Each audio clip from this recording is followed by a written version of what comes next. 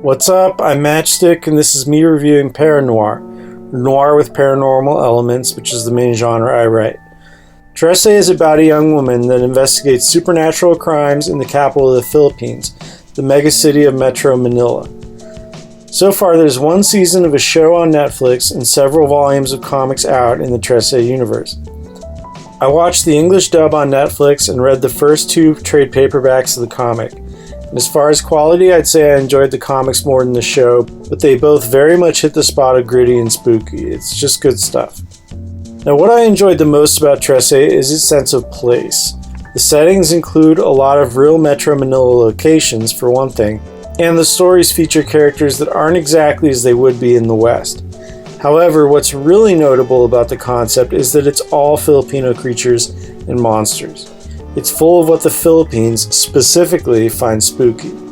From aswang, more or less shape-shifting creatures that eat humans, to lightning gods and sewer-dwelling tricksters, the whole thing was, to me, very foreign in the best way.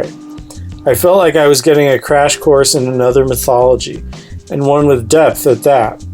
However, Trese isn't just fantasy, with these creatures running around the countryside, terrorizing people in smaller settlements. It's urban fantasy, and this is reflected in how it adapts these creatures to an existence in Metro Manila.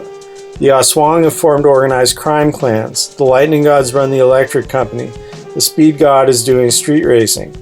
That aspect of Trese is also very well done. Now, the TV show suffers from something a lot of fiction does, which is a seeming need to have a villain be the biggest threat the main character has ever faced. There are multiple subplots leading to the showdown in the last episode, but it only kind of pays off. The plot does resolve with a great use of a story mechanic, however. The comics, at least as far as I read, operate more like a sequence of single episodes that each focus on a supernatural being or two, which I think works better with the Trese concept. But either format is well worth consuming, and if a foreign slate of monsters explored via urban fantasy sounds cool, well, it is. And I encourage you to check Trese out.